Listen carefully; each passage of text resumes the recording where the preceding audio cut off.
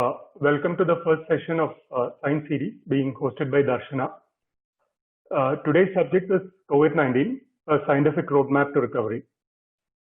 Since this program is being broadcast to public, a very short brief about Darsana, who is hosting this event today. Darsana Society was formed in 2007 by a group of progressive-minded individuals who passed out from NSS Engineering College, Palakkad.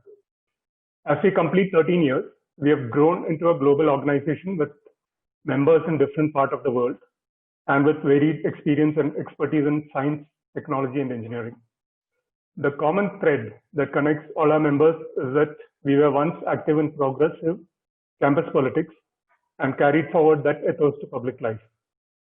Darsana in these 13 years have taken up multiple interventions in the space of education, policy research, and overall supporting people to lead a dignified life. As a progressive organization, we have been conducting multiple seminars and discussions on matters of public interest. So as we live through these lockdown days of social distancing, we are starting a virtual thread as well, wherein we will bring eminent personalities to deliberate on various topics like science, economy, politics, engineering, etc.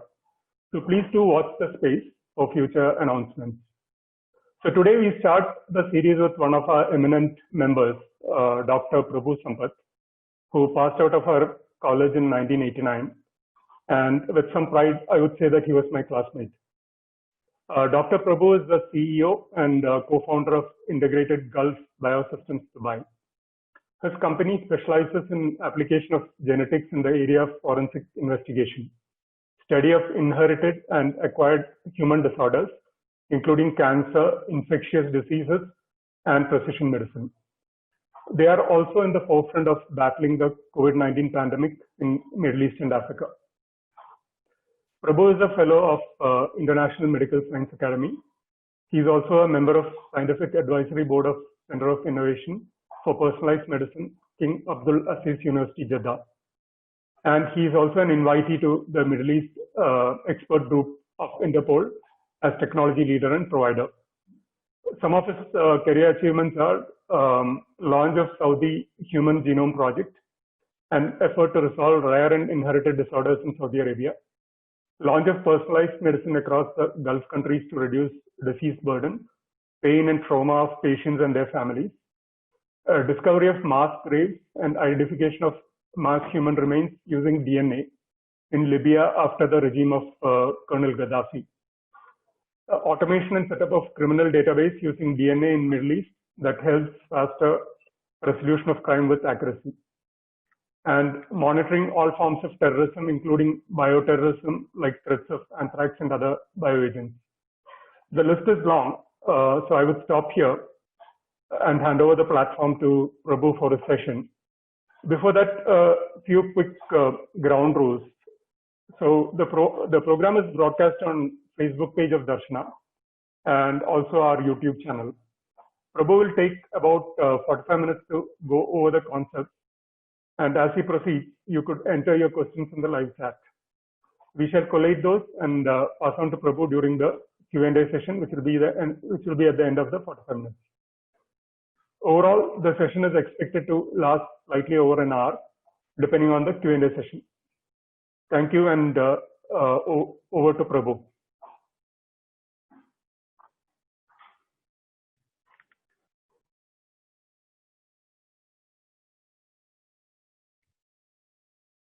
Thank you, Casey. Can you see me? Yes, Prabhu, we can see you.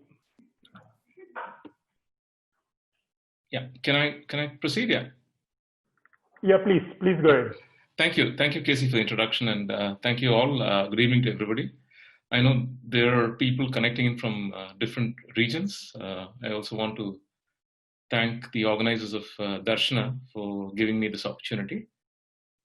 Of course, Casey is my own classmate, but there are many others who also work behind, specifically my senior in college, Krishna Kumar. Also, I would like to say a special note of thanks to him for asking me to talk. And what I've done here is I put in a set of slides, very basic slides, to begin with, to explain what COVID is, the pandemic itself, and what is the road ahead, and finally, how is this going to end. That will be the flow of my presentation. I'm starting with a few basics so that everybody is able to understand the fundamental aspects of the current virus. And then towards the end of the slides, it could get a little bit more advanced. So if there are questions that come up, as Casey mentioned, you could ask them in the last, and I'll be happy to explain to them. Now, just one request that I have: people who are, I'll have to read these presentations in detail, because if some of you are watching it on phones, it might be difficult for you to see the slides. So I will go a bit slowly there. But if possible, if you could watch it on iPads or your desktops, that might be more convenient for you, so that you'll be able to see the data clearly. So that's where I'll begin with. Saying that, I'll just begin and put up the first slide. If one of the organizers can tell me they can see the slides.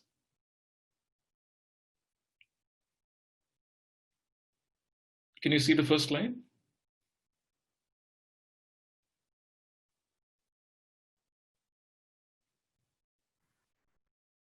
Yes. Okay, clear. Thank you. So to begin with, I've showed the current global map of the pandemic from the WHO dashboard, and this is the dashboard which is taken about a few minutes ago. Of course, it's a live one that you can all view, and as you clearly see, the spots are spread across the globe. We have unfortunately 361,000 odd deaths. And heading the infection mark close to about 5.8 million. And the daily cases as an average have been around 100,000 in the past few days. So the important thing to see is that there's a picture of this across the globe. So this, I would go into the basics and begin with the first slide.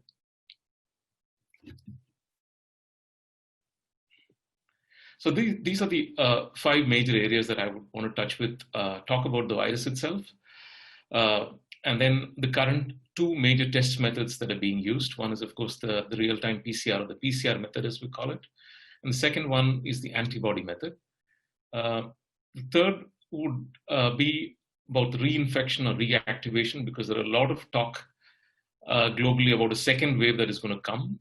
Whether a second wave is going to come or not is what I'm going to say. Lastly, the current vaccine efforts that are ongoing at many places, at multiple sites, and finally, the end of the road as far as this pandemic is concerned. To begin with, I think as we have many non-clinical and people outside the medical sector, so we need to understand how diseases are classified. They're mainly classified into 2 major areas, as you see on the screen, as they call them CD and NCD, which is basically communicable diseases and non-communicable diseases. As the words imply already, communicable diseases are diseases that can spread from one human being to another, or from one living being to another, while non-communicable diseases do not spread. They are more coming from our own system. As you clearly see, cancer, a stroke, or diabetes are diseases that are not coming from the external world into us, but rather generated by our own immune system. Whereas on the left side, you can see the cold, flu, and measles, which are the communicable diseases, and that is our interest for this presentation. But before we go into communicable diseases, I also wanted to say a few things about NCDs, or non-communicable diseases, which is relevant for the current pandemic. As you see, the important point to note is of all the global deaths that happen in the world, and this was a WHO data from in the year 2012, 68% of all deaths that were happening were due to non-communicable diseases, which means only 32% of the diseases that are happening are coming from infectious agents. So a lion's share of the diseases that are going on is completely diseases like diabetes, cardiovascular, and so on, and not common diseases that are spread by viruses or bacteria. This 68% increased to about 71% in 2018, and in 2020, the non-communicable diseases are expected to reach about 80% of all deaths that are happening globally. Now, which is about 41 million as we speak. All of them are caused by non-communicable disease. 57 million is the average deaths that happen globally, but 41 million of them are coming from clearly non-communicable diseases. And in the non-communicable diseases, there are 4 groups of diseases. And it's interesting why I need to talk about all these 4. If you look at these 4 major categories of non-communicable diseases, cardiovascular is the biggest, it's almost about 30%, followed by cancer, which is about 13%, chronic disease is about 12%, and diabetes is a much smaller this thing. So these, if you look at the percentage of diseases, this is how it is spread. But the reason I'm talking about all these 4 is that all these 4 patients having all these 4 conditions are also comorbidity cases for being infected and not surviving the current pandemic. A lot of people who got infected and who passed away are people with these conditions, existing conditions. So one is because of the existing, like if you take in the case of cancer, many of these patients are going through chemotherapy and they're immunity compromised. And being immunity compromised, they're more susceptible to the disease and have not survived it. Similarly, people with cardiovascular diseases have also not survived. So in addition to the non-communicable diseases category, the COVID or the current pandemic has played a major factor for these people to not to survive it. In addition, the other factor also is the fact of the lockdowns globally and the fact that hospitals are catering to COVID patients. A lot of routine surgeries for cardiovascular have not been done. Patients have not been able to undergo chemotherapy, because of which, again, a lot of patients have died. So there are 2 sets. One is these conditions acting as comorbid conditions, people passing away, and also the fact that these patients not being able to get medical care, as the current focus globally in all healthcare has been COVID. So it's affected the NCD category as well. And so what will be interesting is to look at the end of the pandemic, if this percentage of 71% NCD and 80% NCD that has been predicted by WHO pre-COVID, how much is this going to change after the COVID? It will be very interesting for all healthcare professionals to watch. With this, I move to communicable diseases, which is the topic primarily of today. And as we all know, I don't want to get into basic biology, but we know there are 3 major pathogens that cause communicable diseases: bacteria, viruses, and fungi. And for the purpose of our discussion today, we just go into the virus. Again, a very basic structure of the virus. There's only one reason I want you to look into this slide a bit carefully. If you can see, the heart of the virus is genetic material. And that's something, can you see the 2 strands of the genetic material that's in the middle of the virus? That is the heart. That is the one which is important. That has got all the code, all the information for the virus to multiply. That is sort of capsulated into a protein or a protein coat, which is basically to protect the genetic material. We also call this capsid. And in some cases of the viruses, we have an envelope of lipids, as you can see. In the case of the COVID, it does have an envelope of lipids. Now, just one additional note for this, when you see this picture, just so that you might have seen this in most of the videos currently, but how soap and water cuts through this one is that basically when you wash your hands with soap and water, it's the envelope and the protein coat that the soap breaks through, thereby which it goes and unprotects the genetic material that is protected, and the virus then becomes something which is defunct or cannot be transmitted after that. So this is the structure of any virus. But the important thing before I move to the next slide is to remember the genetic material inside. Yeah, that's the core of the virus. Again, quickly, a few lines here, but 2 important points to understand from this slide. Now, a virus particle, as I said, already contains genetic material and is protected by a protein coat. Now, one fundamental difference, again, very basic, but most of you know, but repeating it for the sake of the people who are not in the clinical background, the difference between a bacteria and a virus is that a bacteria survives on anything. It can grow on food, it can grow on water, it can grow on sewage water, it can grow on anything outside as long as there's a surface and there's some media. But a virus requires a living organism, which we call a host. So it requires an animal or a human being for it to survive. So it cannot survive outside like how a bacteria survives. So what this virus particle, which I showed in the previous slide, the genetic material, this goes into a cell of a living being. The moment it gets into a cell of a human being or any living organism, which we call the host, it thereby uses the host's cell mechanism to multiply and make multiple copies of the virus, and then from there on multiplies that. I'll stop here, and here I want to explain one thing which is very important for all of you to understand. Now, the previous slide I talked about the genetic material inside a virus. Now, there are two types of genetic material, as we call, that we learned in biology many years ago in school. One is DNA and one is RNA. Now, depending upon what is the genetic material inside a virus, we call it a DNA virus. And if the content inside is called RNA, we call it an RNA virus. So there are two viruses, DNA viruses and RNA viruses. What are the most common examples of DNA viruses? Smallpox, chickenpox, herpes, as an example. There are more, just giving a few examples. Now, RNA, as I mentioned, I've got the RNA virus, have got RNA inside, but what are the most common examples? Common cold, influenza, SARS, COVID-19, hepatitis C, hepatitis E, Ebola, rabies, yellow fever, polio, and measles. So this scares you. The moment you look at these two, you clearly know what is the problem. Is the DNA virus the problem or RNA virus problem? Clearly, the RNA virus looks more scary. But one small look within the list of the RNA viruses that I mentioned, if you can see, is polio, which we've been successful to eradicate because we've had a vaccine for polio. So like the way we've been able to eradicate smallpox, which is a DNA virus, the promising thing is that we've also been able to eradicate some RNA-based viruses like polio. Again, one additional line, a virus can be, the genetic material can be single-stranded or double-stranded, but that's just something that you can forget, just for information.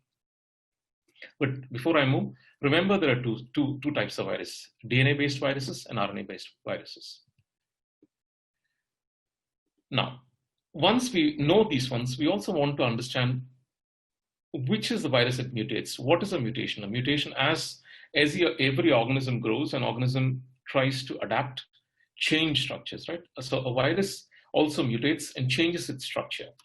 So what we are trying to understand from here on, which is going to be important to address this pandemic, is what is a virus that mutates more? Is it an RNA-based virus or a DNA-based virus? Now, let's begin with DNA-based virus. Now, a DNA-based virus is more stable than RNA. DNA itself is as a compound is much more stable than RNA. RNA is very unstable. In addition, the DNA viruses have a proofreading check as a part of their process in multiplying when they reproduce. So which means if the virus makes an error while copying the DNA, the host cell can correct the mistake because they have the proofreading technique. So the bottom line of this slide to understand is that DNA viruses do not change. They do not mutate as much as other viruses. So which means as long as a virus does not mutate or does not change, what does that mean? It means that the virus is more predictable, and we can find a medication, or we can find a vaccine. Just think of it as a policeman who's trying to chase a person who's a thief. If the thief is changing his disguise every 10 minutes, it's much more difficult for the policeman to catch it. But if the thief, operates in the same style or does not change his costume, it's much more easy for a cop to catch him. Similarly, DNA virus do not change or mutate, and so it's probably much more easier to address them or to find a vaccine or drug for them. Now let's move to RNA virus. RNA itself as a molecule is very unstable. And in addition, they have a problem that the RNA virus do not have a built-in proofreading step that the DNA virus has. And this is something which you need to understand, which is important. Because of the fact that they do not have a proofreading mechanism, every time an RNA copies, and there could be a mutation, there could be a mistake, and the mistake is not corrected, which means the error rate keeps increasing. The host cell is not able to correct the mistake. So as a result of which, The RNA-based viruses, mutations are much more important, and which means they keep frequently changing, like the thief who keeps changing his costume every few seconds. And because of the change, there can be two consequences. I'm not saying every consequence is dangerous. One consequence is a virus which is affecting just the brain can tomorrow affect the liver. A virus which is only infectious by 10% can become infectious by 200%. On the other hand, these mutations can also make the virus much more ineffective, which a virus which is very effective today can become ineffective because of also the mutation. So mutations or changes can create consequences both ways. And that's all what you need to understand. Just to summarize again, the RNA virus mutates much faster, and can be frequent mutations can occur as opposed to a DNA-based virus. Now we come to the virus of our interest, which is the coronavirus. And there's a lot of misconception about the coronavirus, the word coronavirus. People think coronavirus itself is the disease, and that's not the case. Coronavirus is a very generic term given to RNA viruses that cause respiratory illnesses. And these illness conditions can vary, right from the common cold to extreme conditions of pneumonia. So any RNA-based virus that is causing a respiratory distress or respiratory illness, that family of RNA viruses are called coronavirus. The coronavirus, so you must imagine, are a bigger group of about many viruses. In 1930 they were discovered in animals. But for the purpose of our discussion today, we know that only 7 coronaviruses are known to affect and cause disease in human beings. Out of the 7 that exist, the coronavirus, only 4 of them are the ones that are causing the symptoms of common cold.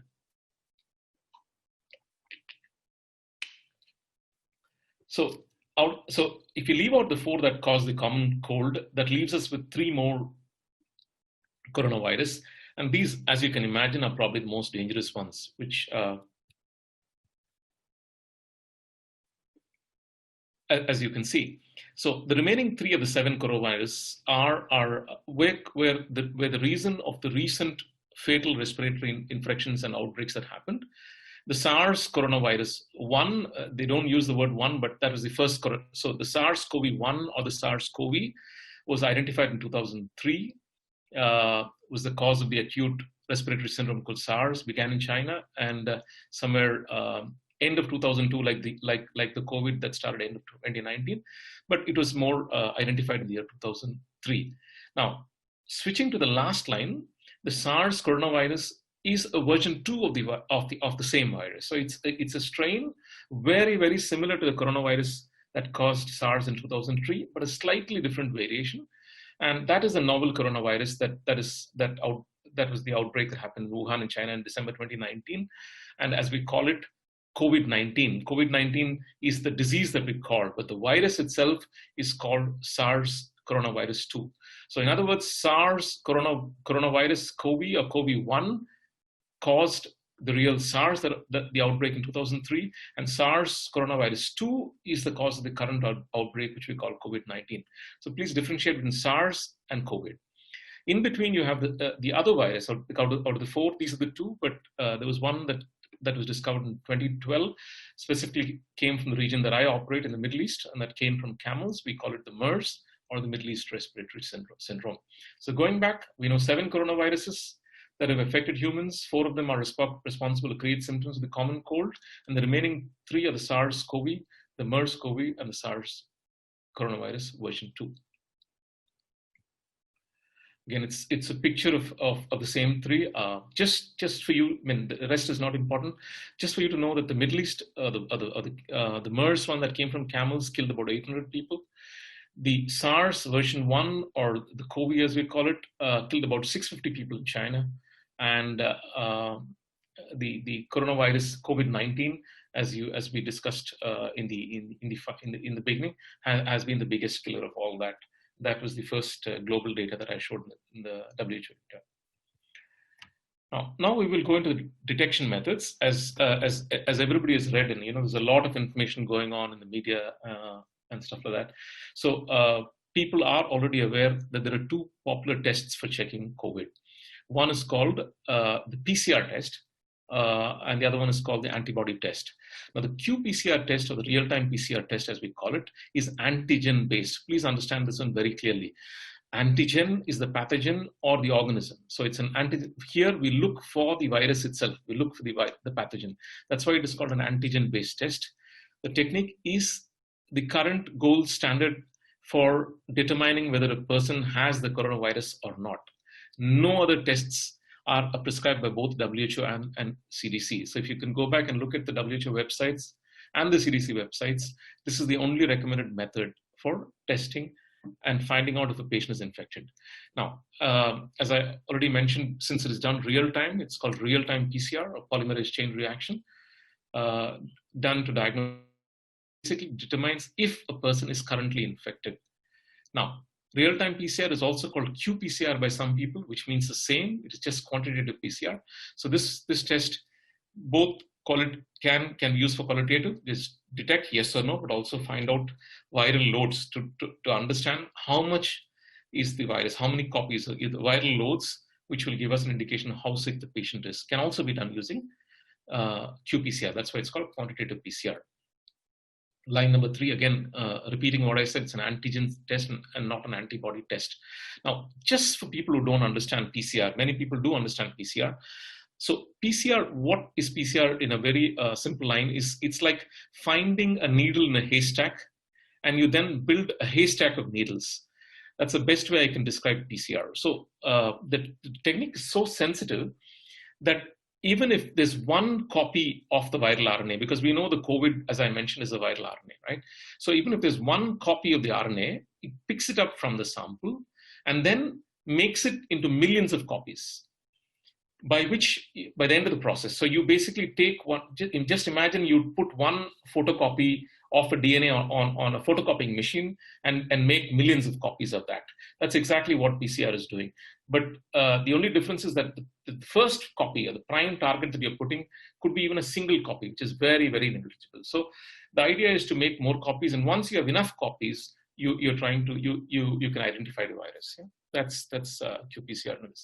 Now, the qPCR test, or the real-time PCR test, has got 3 major steps, right? First is the collection, as you can see.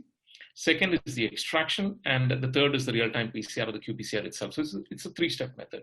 Now, the first step, I'll go step by step for you to understand. The first step is collecting the virus on a swab, and the swab is collected. There are many regions being mentioned, but the most suggestive region is the nasopharyngeal region, which is basically, though you introduce the swab nasally, when you at the end of the nasal passage, there is a point where the joint place where the mouth or the throat meets, and so that point is where we scrape the swab, the collection swab, which is usually a nylon fiber, and when you rub it, a few epithelial cells, the viral cells, get attached to the nylon fiber. Now, so once the nasal swab is used and pushed to the end and collected from the nasopharyngeal region, it is immediately emptied into a collection tube, and this is very important, especially because why it's important for 2 reasons. One is the moment it is put into the tube, the tube that you can see, there is a fluid there, which is either called UTM, universal transport medium, or viral transport medium. What the medium does is transfers the viral cells from the swab, or the nylon part of the swab, into the medium. So you have the transfer happens first. Second, it immediately inactivates the virus. So which means, the lab personnel who's collecting the media, or who is operating it, is at lower risk because the virus is inactivated. The RNA remains, but the virus gets inactivated. So this is the first part. The collection is typically done at typical collection centers. Once you've collected and the RNA is there in the medium, you go to the next step. We need to extract the RNA from the cells into a tube, a final tube, and this process is called the extraction.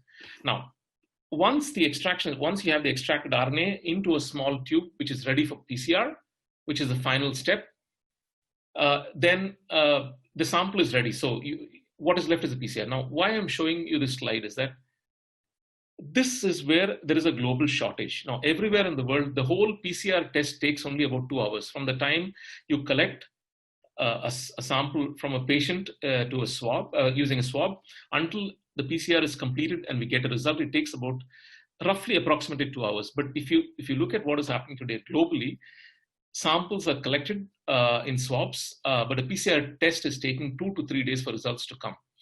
Now, why is this? It's not because of the test itself. As I said, the test takes 2 hours, because there's a global shortage of this step, which is the extraction step. And strangely enough, it is not the shortage of the reagents that are here, the solutions that are here. There is a short of plastics because the plastic manufacturers could not upscale the plastics quantity to the load that was required. So this is being addressed now, and the shortage will come down. And once there's enough ample supplies globally, we should be able to give results in 2 hours. And this is again explaining the entire cycle. So point number 1, you collect your sample. Point number 2, you extract the RNA. But there's one reason why I'm showing you this slide. I talked about making copies using PCR, right? Putting up one copy of DNA and taking many copies of DNA, millions of copies of DNA. But I mentioned the word DNA. But what we have here in the tube is RNA, because this virus is an RNA-based virus, and in the collection tube after the extraction we have RNA, which cannot be amplified. So we have another process. We convert the RNA to cDNA, complementary DNA, and that DNA is amplified. And once it is amplified, we do the PCR, take multiple copies and get the result. This is the final process. So you collect samples here. The second step is the sample prep or the extraction. Then we do the real-time PCR, and finally we produce the result. And as I mentioned already, if you look at the one it takes roughly 2 hours. The RNA extraction takes about 60 minutes, and the real-time PCR takes about 60 minutes, 65 minutes. So roughly for 96 samples, it takes about 2 hours. Now, and what is because the plate that we use is about 96. That's the reason we do 96 samples. Typically, the number of, if for an 8-hour shift that a lab works, we can do about 600 samples a day. Why I'm explaining this one is to understand that more and more lines are being increased globally, and so the number of tests will increase when the shortage, the global shortage in plastics extraction gets completed. Now, what are we looking in qPCR? Once we do qPCR, I told you we look at millions of copies. We have millions of copies of DNA. In the DNA, we look for 3 specific genes, and these 3 genes are mentioned here. Forget the names, but I want you to look at is ORF1, S protein, N protein. These are 3 different genes which are very specific to the coronavirus or for the COVID-19. If all the 3 genes are present in the qPCR, then the patient is reported as COVID positive. If in case only one or 2 genes, the results are inconclusive. So which means we cannot tell that the patient is COVID positive. Today's COVID positive results are being declared when all the 3 genes are found. If in case we find only 1 or 2 genes, we send we do a test again, and again, if all the 3 genes are not present, then we do not declare the patient as COVID positive. Now, having completed about the qPCR, we'll come to the next part, which is the COVID antibody test. And before we go to the antibody test, I wanted to remind you that the PCR test is a test which tells and explains to you that the patient has the virus. Right? So if a patient does not have the virus, then it does not show. It is to prove that the patient has the virus. But however, the antibody test is just the opposite. If an antibody test, here you basically test when a person is infected with the virus, the person develops antibodies for it. And we look for these antibodies. Antibody testing is also called serology testing. Now, if an antibody test is positive, it only proves that the patient had COVID-19 at some time in the past. And today he has got antibodies, not the virus itself. It also means that the person has some immunity. What is the level of immunity? How long the immunity? We do not know. I mean, studies are on, but I'll give you some more information as we speak. But just for you to understand only one thing with antibody test is proof that you had an infection. It does not prove that you have the infection today and you have antibodies for the COVID-19. Now, one other aspect of the antibody testing is also it is helping for plasma therapy. What is plasma therapy? So basically, if a patient becomes COVID negative and then we do an antibody test which means, and we find that he's got positive antibodies. Now, we can use the plasma of this patient. Plasma is the liquid portion of blood. We can use the plasma of this patient and to give it to patients, who are having COVID and in serious conditions, to help them with antibodies so that will help them a faster recovery. Now, one thing is the rapid tests or the antibody tests have not been as sensitive as the molecular tests or the PCR tests, and many countries have stopped using this test to confirm an infection. They're only being used now to check if the person has antibodies or after a 14-day period of the primary infection. And Dubai itself was among the first countries which banned the use of the rapid test kits or the antibody tests for confirming an infection.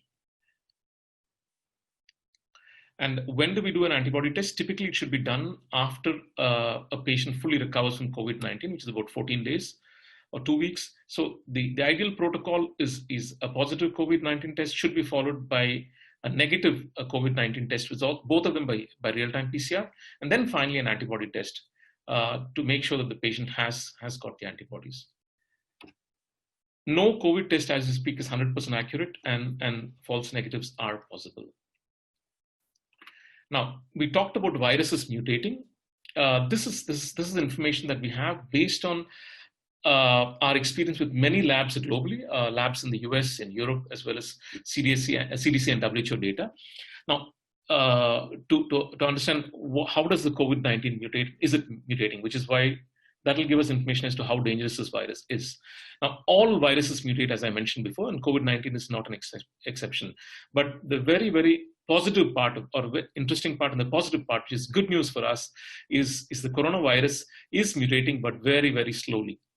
Now, it's actually very stable, and on one analysis in about 13,000 samples, the mutations appearing roughly twice a month, which means it mutates or changes shape 2 times in a month. Now, considering that the virus started in December 2019, it's May now. In 6 months, the virus has mutated about 12 times approximately. That's the global thinking that the scientific world has at this point of time. Now, also scientists have also found that the mutated virus, which is already 12 times mutated from the original strain that was found in Wuhan, is not more transmissible, which means it is not more dangerous than the original one. So if the original one was infecting at a certain rate, this is also infecting at the same rate. So it does not become much more dangerous than the original strain, which is again positive news.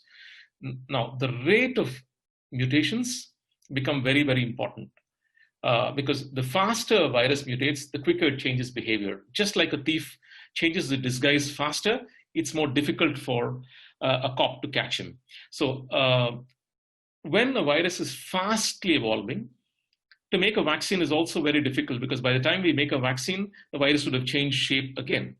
And so correlating to that, since the COVID-19 virus is mutating slow, and the mutations are it's about 2 times a month, we have a very strong chance to find a vaccine. There are some cases where a vaccine is just not possible, but in this case it is possible. Now, the last line that you see here is the seasonal influenza vaccine that we have. This virus, as you see, is mutating very rapidly, and that is the reason a flu shot that we take only works for 12 months. So every year we take a new flu shot, because the new flu shot contains new strains of the virus that is mutated. So we do not know as much as information about COVID-19, but it could become like the seasonal influenza, where the virus could change strains over a period of time and might require multiple vaccines with a year or a couple of years. And we'll see this as more information is coming. Just what, as I mentioned, the flu virus mutates very fast year to year. And on top of that, our immune system has got a very bad memory for flu viruses. So, and this is the reason that, when the virus attacks us again, the immune system does not recall, the memory cells do not act saying that this is the virus that we know and don't produce antibodies. So a revaccination every year is what keeps us protected. on the other hand, on the complete contrary, for more than 45 years, we've had very, very effective vaccines for measles, mumps, and rubella, which are all RNA viruses. And that's an important thing to see. So on one side, you have a virus like a flu, where we need to revaccinate ourselves every year. But on the other side, we have viruses like measles that for more than 45 years, we found effective vaccines where we don't have to vaccinate again. Now, the same could apply to COVID-19. In any case, what we think as an understanding of the vaccine part is that we should be able to find an effective COVID-19 vaccine. How long? We do not know. And how long the vaccine will last, whether it's going to last for a year or 1 year or 2 years, again, we do not know. I quickly wanted to give two vaccine updates. There are many, many global vaccine updates that are happening, efforts that are happening. But I'm talking just about two efforts. One is the Oxford and the AstraZeneca effort that's happening in the UK. And in this case, this is the update as we received of day before yesterday, just 2 days ago. 6 rhesus monkeys were given the vaccine, the candidate vaccine that they have. And there were 2 groups. One was vaccinated and the other was unvaccinated. All the viruses, all the monkeys that were inoculated were infected, which means they became infected and they got the COVID-19, which means that the vaccine did not work at a first step. However, one important thing, because the antibody titers were not enough, an antibody is measured in titers, that was not enough. The only promising thing that this study showed was, I mentioned that there were 6 of the monkeys that were given the vaccine and the others were not given the vaccine. Though both of them got infected, both of them could not prevent the COVID-19 becoming COVID-19 positive. In both the cases, the viral loads were the same. However, for the 6 monkeys that the vaccine were given, the lung conditions seemed to be better. They had less pneumonia as compared to other monkeys that did have more severe conditions of pneumonia. Now, what this means, we do not know, because human trials began in April, and we're still waiting results of the human trials. But I think they're continuing this human trials, and next they're going to a bigger group of 30,000 samples, which would include both elders and infants. So which means they seem to have something positive happening. But as we speak, there's been nothing interesting at this stage. And so basically it's very early days if we talk about the Oxford effort. The other effort is the Beth Medical Center in Boston, in the US. There were 2 different studies, and study 1 is quite interesting. Now, in this case, there were 9 adult monkeys that were inoculated with the virus. They all developed pneumonia, viral pneumonia, but everything recovered in 28 days. And after 28 days, they reintroduced the virus, which is basically inoculate them again, but none of them got sick again. Which means that the monkeys had the antibodies. So which is clear that having an infection prevents a reinfection. Yeah. So that's one positive sign as far as on monkeys. Now the study 2 was a bigger group of 35 monkeys, of which 25 were vaccinated and 10 were not. And here they had 6 different prototypes of DNA vaccines. Now all the vaccinated monkeys developed antibodies. But to the results, you see 8 of them showed no virus at all, 17 showed low levels of virus, and 10 showed high levels of virus because they were not vaccinated. So the interesting line, the only thing that to look at is the 8 of them which showed no virus at all. So depending upon what is the 6, there were 6 prototypes as I mentioned. So what was the one that was given for the 8 is something that they will look into and probably develop, look at this more further. Now there are several more efforts, but I just gave these 2 major centers to give you an idea of what is going on, and also to tell you that this is very, very early days. So realistically, from monkeys to humans to testing, the process is going to take 12 to 18 months. So 12 months would be very ambitious. I do not see a vaccine getting ready. I mean, there is a vaccine going to be possible. I don't see a vaccine being ready in the next 12 to 18 months. Lastly, herd immunity. Again, this is something that one of my colleagues asked me to present yesterday when we had a chat. So a lot of questions are being raised about herd immunity. And herd immunity basically is just when a population, a certain percentage of the population becomes immune to an infectious disease.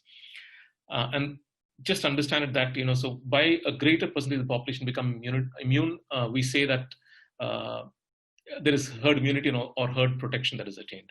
Now, how do we achieve herd immunity? There are two ways. One, a large proportion of the population gets infected. This is the first and the most possible way that we get herd immunity. The second is the population gets a protective vaccine. A combination of these two are the ones that would lead into. Casey, did you want to communicate something?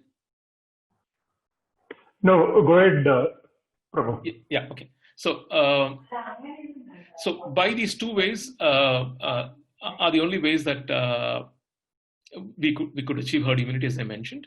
Now, the earlier by history shows that measles, mumps, polio, chickenpox are all examples of infectious diseases which today we have we've established immunity because either because of vaccines or because with a certain percentage of people getting infected. Now, the last point which I'm mentioning is very, very important.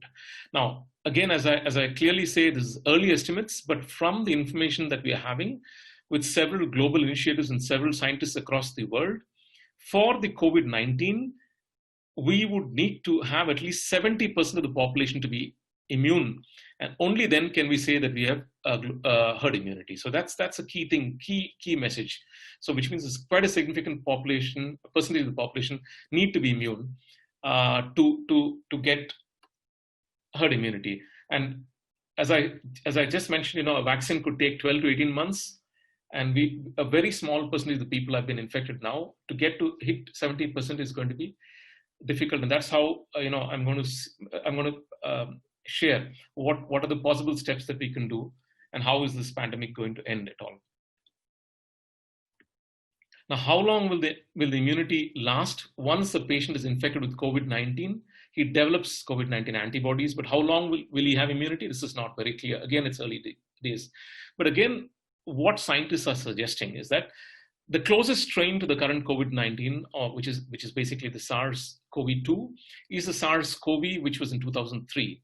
And there, the people who got infected had the antibodies for about 2 years. So the general suggestion at this point of time is that the COVID-19 antibodies might also last for 2 years. Again, this is a suggestion, but we don't know. But that's the possible thing. So people in general, they're saying about 18 months to 2 years is what they're saying. But in a few years, within the next few years, we should hopefully have enough herd immunity. Now, as I already mentioned, the SARS-CoV virus has mutated about 12 times. Now, questions are being asked, okay, is the virus more dangerous? And this is what I tried to explain. As the virus is mutating, is it going to lead to more severe? Is it becoming a more deadlier disease? The answer is positive. Is positive news. It's not so deadly as we see. According to the experts, the new mutations are very similar to the original virus in Wuhan, and they don't seem to be more aggressive. Contrary to initial reports, we thought that this was more aggressive. That is not the case, right? And again, an important point to note here is one is that the muted COVID viruses are not dangerous or not aggressive, but also that the vaccine that we developed for the mutation, the original mutation, would be applicable for the upcoming new strains as well. So we don't have to search for new vaccines or change vaccines again. Now, so what do we do in the interim? The next 4 to 5 slides are probably the last slides that I have. But this is what is going to, what do we do in the interim period, right? Now, question is, so either we need to maintain the current levels of infection or to reduce the levels, until a vaccine becomes available. As I said, a vaccine, to my understanding, is about 12 to 18 months away. So we either need to keep the current levels of infection, which already seem to be increasing, or reduce the levels of infection. 2, we clearly think that the explosive spread that is happening now will not occur again. What is happening now will not occur again for a simple reason, because most of us would be immune in the future. A question people are asking is that to get herd immunity, should we get more people infected? There are a few countries like Norway who've been talking about it. Should we just let people go, get infected, thereby we acquire herd immunity?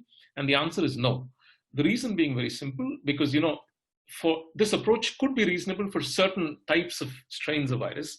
But from what we understand with the COVID-19 or the SARS-CoV-2, we will be taking a huge risk, because this has got a much higher risk of severe disease, thereby leading to death.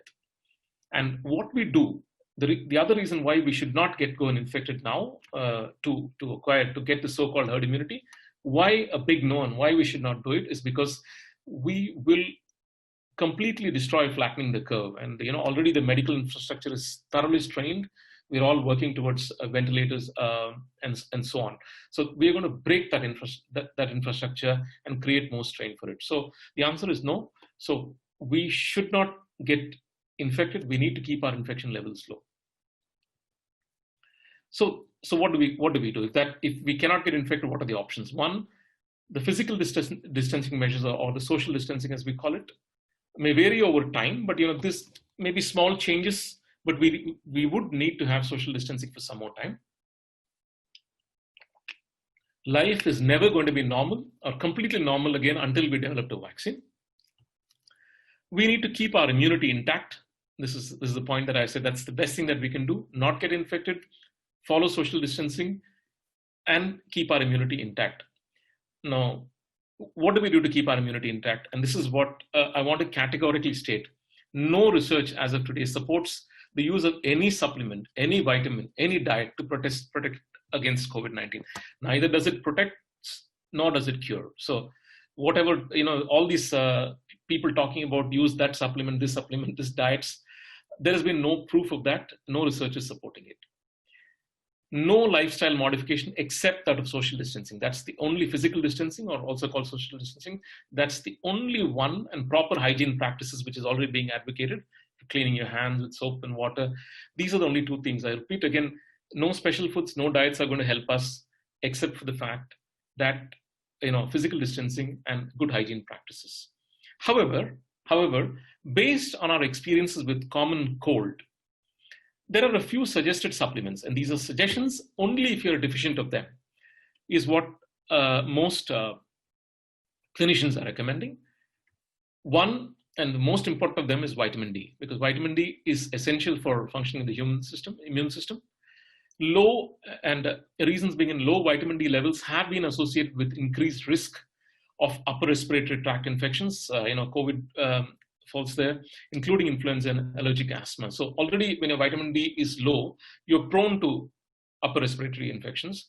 So supplementing with vitamin D will help your immune response and protect you against respiratory tract infections. The second most supplement is the mineral zinc, which is again known to boost your immune system. Now, a deficiency in zinc also has affected in infections, increased risk of infections like pneumonia. One interesting thing that most clinicians or more GPs are suggesting is that zinc has helped. It does not cure the cold, but it has definitely helped to reduce the duration of common cold.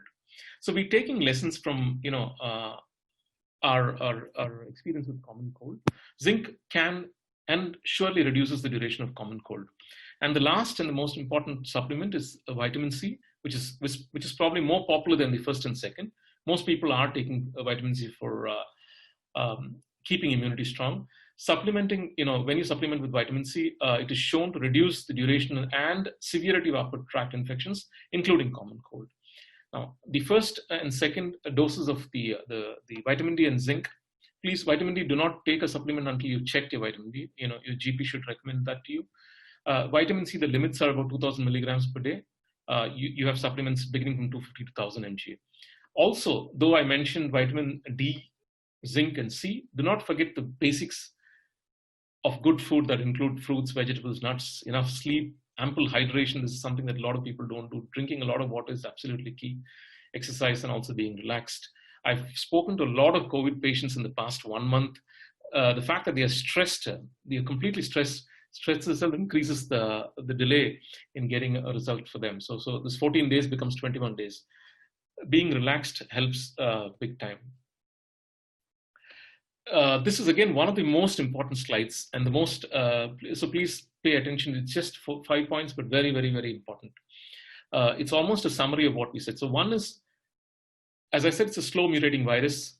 A reinfection is unlikely. So the moment we get a COVID positive, we developed antibodies for it, and immediately or within the next 1 month or 2 months, reinfection is unlikely, as was seen also in the study with the monkeys. So it's a clear thing that recovered patients who have tested COVID-19 will not be reinfected, and so we do not need to worry about a second wave.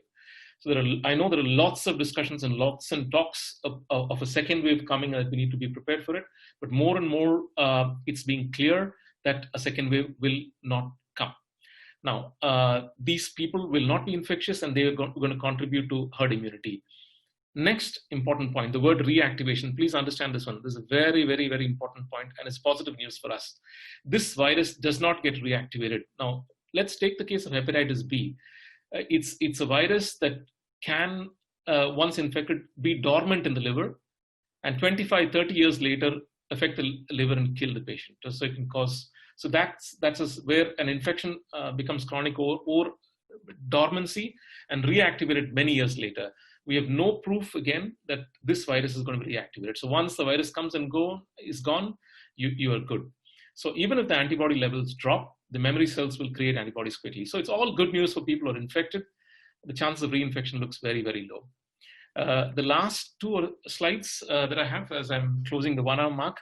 Now, many patients, in my own experience, one of our own colleagues who studied in our college, a senior to me, was COVID positive, got positive, COVID positive, negative, negative, 2 negatives, positive again, negative again, and so on. So the sequencing of positive and negative was driving a lot of patients crazy, right? And now initially we did not have the answer, but we have the answers based on the most recent study done by the CDC in South Korea, which had very, very reliable results. Out of 10,000 patients, they had 290 patients who had this flip-flopping of results of positive and negative and positive. So basically, once a patient is positive, after 14 days, he should only get a negative. He will not get he should not get a positive. The reason they were getting positives was there was some debris of RNA. And as I told, PCR is a very sensitive test. This was RNA which had no use. This RNA which is not infectious. It's almost like, destroyed RNA, but just the carcass or the bodies of the RNA that were inherent, that were left behind. And since the PCR test was very sensitive, it picked up RNA and showed the result as positive. They were not positive again. So because of which, now Dubai has said that for discharge of a COVID, please understand that, for a discharge of a COVID patient, a qPCR test is not required. A qPCR test is only to confirm. After 14 days, if he has no symptoms, he can be discharged. Similarly, Singapore also has abandoned real-time PCR for releasing COVID patients, which means once positive, after 14 days, no symptoms, they can go. Because they could continue to get a PCR positive after 14 days because of debris RNA, which are not dangerous. How did the past pandemics end? Very quickly. SARS 2003 infected 8,000 people in 6 months, killed 800 people, but was eradicated 1 year later. Zika virus in South America became insignificant because the entire population developed herd immunity. The H1N1, which was very, very powerful and virulent in 2009, mutated to a milder form and comes back as a common flu today that we cope with. Smallpox was again eradicated because of vaccine herd immunity. Ebola, just about Ebola. Ebola is very, very interesting to understand. It's one of the viruses with the highest mortality rates, but it kills the host instantly, right? So most of the people who, the high mortality rates in Ebola means that the virus is not even able to spread to somebody else. It infects the person, kills the person so fast, but it is not able to transmit from that person to another person. So that is the reason it is contained within Africa, and Ebola has not come much out of Africa. Lastly, please understand this one important logic, very important logic. Every organism, including viruses, want to reproduce. They want to survive for long. So they cannot survive with a host. So if the host dies, the virus also dies. Eventually, viruses will mutate to milder forms, and they will comfortably live with us, with human beings. Today, like the COVID, there are so many viruses that are in our body. We have many viruses that we don't check because they don't cause any harm. They are comfortably living, they don't cause any harm. So eventually COVID also would mutate to a form where it becomes harmless to human beings. Now, how will COVID-19 end? The last slide, how will COVID-19 end? Now, we need to continue social distancing until we buy time when a vaccine comes. We might have new drugs that will help ease the difficulty of patients' antiviral medications of patients who are struggling in the ICU, and eventually, and finally, a vaccine. So 50% of the solution to the current pandemic to end will come from social and political reasons. Social is social distancing. Political is when, legislative reasons where a government says you should not go to a beach, you should not go to a swimming pool, and so on. The remaining 50% is going to come from the scientific world. Now, COVID-19 will become an endemic, a pandemic to an endemic, which is a very local one, a very seasonal one like flu. It will circulate, it will continue to make people sick seasonally, regionally, sometimes very sick, but it'll get to become a flu. So the combination of vaccination and natural immunity that people will attain, that is the immunity of people who already had the virus, is going to protect us. And that's how this COVID-19 will end. I just want to leave the last slide, and I put up Angela Merkel. Probably she's one of the most pragmatic leaders, which she said this 2 days ago. It hasn't gone away. The virus is still here. Thank you, guys. And sorry if I had crossed the 45-minute line here. I'm happy to take questions if there are any. Yeah, thank you very much, Prabhu. So that was very informative. You can hear me, right? Yes, Manoj, I can hear you, Casey. Yeah. Okay, cool. So yeah, that was very informative, and we actually received quite a lot of, very positive comments on the quality of the presentation and the content. It was quite informative. So we actually have quite a number of questions. We have around 21 questions. Sure. So what I would suggest is, you can give short answers. Wherever there is a need for elaboration, probably, you can use your discretion and do that. Few of them are probably a little straightforward. So the first one was whether there was any medicine for prevention. The answer is no. Okay. The second one was... I said no food, no diet, or no medicine can prevent the yeah, you had covered that. Yes. Yeah. Second question was on what criteria does a nation or region decide whether to follow containment method or mitigation method? Are the strategies already defined in the health protocol to be followed during a pandemic? I think WHO is continuously defining protocols of social distancing, and depending upon the region, depending upon the way the virus is spreading, like the current Western European guidelines that WHO has issued, compared to India, where it's increasing is completely different. So the local governments are following WHO protocols. So I think it's a very open site for the public to go and see it. So you can also go and read the guidelines. Okay. The next one also I think is a little straightforward. So can our bodies evolve to eventually tolerate coronavirus, just like influenza, flu virus, and others?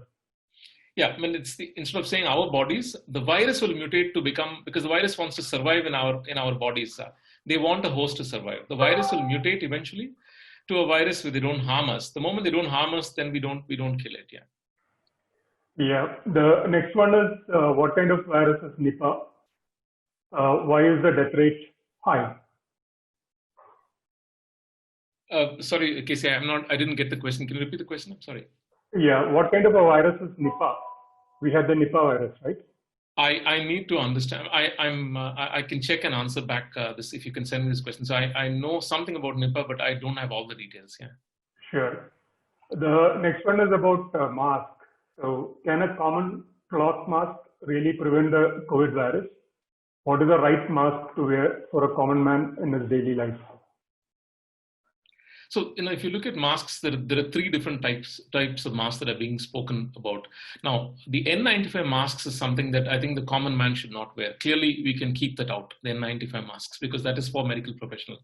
The more and more you are buying an N95 mask, there is a shortage of them for the medical professional use. That leaves behind two masks. One is a reusable cloth mask and the 3-ply surgical mask, which is much more available.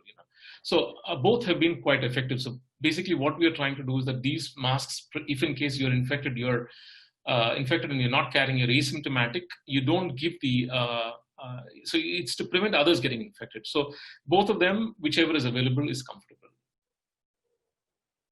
Okay. The next one is, Prabhu, you pointed out those with NCDs contribute to a large part of deaths, cardiovascular being one among the NCDs. Does that include hypertension as well? So hypertension is a condition that leads to cardiovascular, and it leads to hypertension ultimately. So hypertension leads to CVDs. So one of the main reasons people develop cardiovascular disease is also hypertension. Yeah. In the case of diabetes, you have it. They call it the other way around. So diabetes induces hypertension. Because people get diabetes, they get hypertension. That's why it's called diabetes-induced hypertension. That's one of the side effects of it. Yeah. The next question is, I mean, probably you may not have the context, but apparently in Meerut, a few monkeys ran away with the sample. So is that dangerous? Like in some government hospitals, they stored the sample, and a few monkeys picked it up and ran away. So, I mean, do you think it's going to pose any danger, or what is? Yeah. Well, it is going to be dangerous only if the monkeys come in contact with humans. If these monkeys do not come close to humans, I think the chance of they infecting anybody else is less. Eventually, monkeys might also develop immunity. Yeah, but there's a possibility that is there a possibility that the monkeys could get infected and they might carry it back to their group? That is possible. See, from the studies that we're seeing, the monkeys seem to get infected when the virus. So they seem to get infected, which is clear, and they're also developing antibodies. So which means they can infect other monkeys. Okay. And if they get close to human beings, they can also become an intermediate material. See, one of the reasons, very quick, one of the viruses, the SARS version 1, which got eradicated within a year, there is one theory, again, this is not known, one theory why this eradication was quickly possible was the intermediate medium between the bat was the source, and then human beings, there was the civet. Apparently, the Chinese banned the civets to a big extent, and that prevented the virus spreading. So, okay. The next one is, since the COVID-19 virus is closely related to SARS-CoV, the argument of animal origin is inevitable. What is the possibility of spreading COVID-19 from man to animals? There are a few cases reported as well. It's very early days and there are very, very less studies. I mean, there are a couple of cases, but nothing substantial. We need to get a significant sample pool to confirm anything like that. At this point of time, bats are the only carriers of these viruses, and it's coming from bats to human beings. Okay. Do we have any statistics of NCD deaths indirectly caused by COVID? We don't have. This is something that WHO will publish. So quite a significant amount. As I said, two reasons. One is people who could not access to hospitals because of COVID, where the hospitals were full. And the second reason where people were immunity compromised, and because of which the virus killed them. So we'll have to look at this data. It's going to be incremental data to the already 57 million people. Okay. Is there any evidence for the strain of COVID-19 in Europe and US being different from what we are seeing in India? There have been 12 mutations from the original virus. And so all the strains that we're seeing across the world are only mutated by 12 times. They're not different. Okay. So I think you had mentioned that the Oxford group had done some trial on animals, and that was not successful. Yeah. So the question is related to that. So I thought the Oxford group had already moved on to human trials. Yeah. So they have moved on to human trials because they think that it's going to work. So there's one theory that something that works on monkeys might work on humans. Again, it's not very, very clear why. This is what I mentioned. They moved to a bigger human group of 30,000 people that includes adults and young infants, which means there is something positive they've seen from the monkeys test, which is not published at this point of time. What I mentioned and shared is what I heard, which is an update 2 days before. We might hear a little bit more information. As I said, results are awaited. Yeah. Okay. And The next one is, can we have low antibody titers and still have immunological memory which would protect? No, we need to have a minimum number of antibody titers. Low is not the right word. So there is a certain minimum criteria, and only if you have that amount of antibodies, we know that we can fight the virus. Yeah. How can we correlate tests per million and COVID-19 positive cases? Based on the same two parameters, what is the best proven strategical way to follow to stop the social spread? I am afraid I didn't get the question. Can you repeat the question? Or what are they looking at? Yeah, so basically this is on this is understanding a little more on the test strategy. So are there any prescribed test strategies that it should be so many tests per million, or like basically how do you check for social spread? Is there a defined strategy? The only defined strategy is to get a qPCR or a real-time PCR test done for everybody who's positive. Yeah, that's the only anybody who comes with symptoms to test. So the more the bigger strategy is that instead of saying percentages, the more real-time PCR tests that we do, we can realistically get people and isolate people. Yeah, and isolating people is the only way we can prevent the spread. Yeah. So I think different countries have prescribed different percentages. Again, it depends upon, for a country like UAE, which has only got 9 million people, it's possible that we are able to do 50% of the population. Right? Saudi is going to achieve 30, 40%, 45% of the entire population of 30 million. But for a country like India, it's very difficult to put a number. So the goal should be to do as many qPCR tests as possible. Yeah, in India, I think I heard someone saying that it also would be a percentage of the number of instances.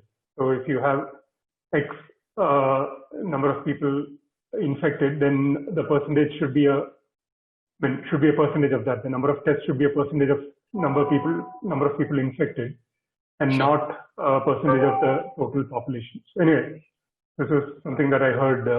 I've not seen this data, so maybe I cannot comment. Sure. Yeah. Read that various studies in UK, Germany, and further guidelines by WHO also pointing that virus is no longer contagious after 10 days. Please share your views on this, since countries have started releasing patients if they don't show any symptoms after 10 or 12 days. My understanding is the most recent WHO protocols still say 14 days. That is this thing. So if there is a new thing of 12 days in Western Europe, I need to read that. So I have the general guidelines globally is been to do 2 weeks, and if 2 weeks no symptoms, you can release the patients without a test. Okay. Why is the fatality rate or infection rate different in different countries? No, I think it's just because the morbidity conditions in different countries. So India is called the diabetic capital of the world, so we have more diabetic people here as opposed to other regions. So the comorbid conditions are determining it. That is number one. In addition, we also seen some cases. We are doing some studies where we are trying to look at why immune responses have been different from a genetics perspective. So basically, one family of 5 people who got COVID survived. Another family of 5 people, all of them went into severe pneumonia. So we're trying to understand, is the genes they're carrying also one of the reasons? So the 2 theories. One is the comorbid conditions that a population could have, and second, the genetics of the population could also determine as to why immune response is overwhelming for some and not for others. Yeah. The other thing is about the efficacy of HCQ. So what is the talk by ICMR about studies in India indicating the use of HCQ? Generally, I think today the thumb rule they're saying is that first thing, HCQ cannot be given across the border. It has to be given after certain verifications through doctors. And I think a lot of European countries have stopped this. So two mixed signals coming, but the larger one is to avoid HCQ. Okay. So just for the benefit, HCQ is hydroxychloroquine. Yeah. That's right. Yeah. So they're saying the benefits of HCQ have not been significant. So there's no major improvement yet. Then, so how does a person know his strength of his immune system? Is there any test available to know our immunity? Well, there's nothing like that. Somebody who doesn't get a common cold so easily every flu season is one check that I could say. But there's no hard and fast rule. Okay, there are certain blood tests that you can do to look at all your counts, your vitamin D. So when you go to your GP will recommend annually a certain number of tests. For example, your vitamin D level is low. Definitely, that's one sign where immunity you're prone to infection. So there could be some lab tests that determine, but there's no chart that says your immunity is good or immunity is bad. Yeah. Does immune boosting supplements have any effect on people taking prescription immunosuppressants? I would say even supplements, not to take them until you go see your GP, because each one's medical condition is different. Right? So as I said, vitamin D, I began by saying that even vitamin D, do not start vitamin D supplements until you do a 25-hydroxy vitamin D test, look at the exact vitamin levels, and then go as per what your GP says. Yeah. Yeah, but is there anything specific for people taking immunosuppressants? I am not that I'm aware of. So okay. The strategy of many countries seems to be. Casey, just add on. Maybe people who are taking immunosuppressants who are people who visit doctors much more than us. So again, they're whoever. If it's a post-transplant patient, and he should be seeing his doctor whether he can take a specific supplement. That will be my generic view. Yeah, the strategy of many countries seems to be controlled suppression and not complete elimination. Why are we not targeting elimination of the virus permanently? As I mentioned in the last slide, I think social distancing is the only thing that we can do at this point in time. So if that is suppressing, by suppressing it means lockdowns. Does that mean suppressing, or what does suppressing mean? Maybe I'm not able to understand. Yeah, I am also not sure because this had come as a comment. So maybe I think we can move on to the next one. Yeah, if you can come back to me, I can have a chat with the person later. If you can come to me directly, I can answer that later. Sure. Yeah. The next one is very often asked: is this virus created in any lab? Again, I can't put my money on this one, but I'll give you two schools of thought. One school of thought clearly says this has not come from a lab, right? It's something that is acquired naturally. There's another school of thought which says that this could have come from a lab because the symptoms seem to be quite different in different places. History teaches us that any virus that evolved naturally produces the same symptoms across the world. So the fact that the same virus is producing different types of symptoms in different places. We saw huge conditions of thrombosis, for example, in Italy, right? So that is one school of thought. We're saying this could be a reason why a virus came out from a lab. But again, I can't put my money on anything. I would still say the virus came out naturally. Is the need for re-immunization in the case of common flu required due to body forgetting the response to it or due to the virus mutating? I think you answered this, but yeah. Yeah, because the virus mutates. And so there are new strains every year. And I suggest that everyone takes a flu shot every time before the flu season. Not during the flu season, but you should do it ahead of it. Yeah. There are positive cases even after 14 days. So is it recommendable to discharge the patients without a COVID-19 negative result? We can discharge, and this is what most governments are doing now, as I said, as long as they don't have symptoms. So one qPCR test positive, and after 14 days, if there is no symptoms, he can be discharged. Because we are getting more and more evidence that the virus is not continuing after 14 days. So what about the new technology developed in UAE for testing, which gives results in seconds? Can you explain that? The stem cell based one, but these are just studies at this point of time. Okay. There are no published results as yet. It's early days because I know the scientist who's doing the study actually. So is 14 days quarantine strategy scientific? I think this was also answered. So maybe I'll go to the next one. So kids who have adenoid inflammation, are they more vulnerable? Not that I know of, but again, I do not know. I need to check. So maybe if you can give me the name of the person, I'll check and come back. Okay. If the person is infected, is he contagious during the whole period? He remains positive, or only during the initial 3 to 4 days? if a person is infected, yeah. So is it only for the 3 to 4 days, or is it for the whole period? Yeah, the answer that we are getting from most patients or most labs that we've seen is that the patient is contagious when he's exhibiting the highest symptoms. Yeah. Okay. So if he's having a lot of dry cough during the first 4 days, that's when he infects a lot of people. Yeah. So then there is one question which is more, I think, I don't think we will have an answer, but still I'll ask that. This is based on some statistics that is floating around.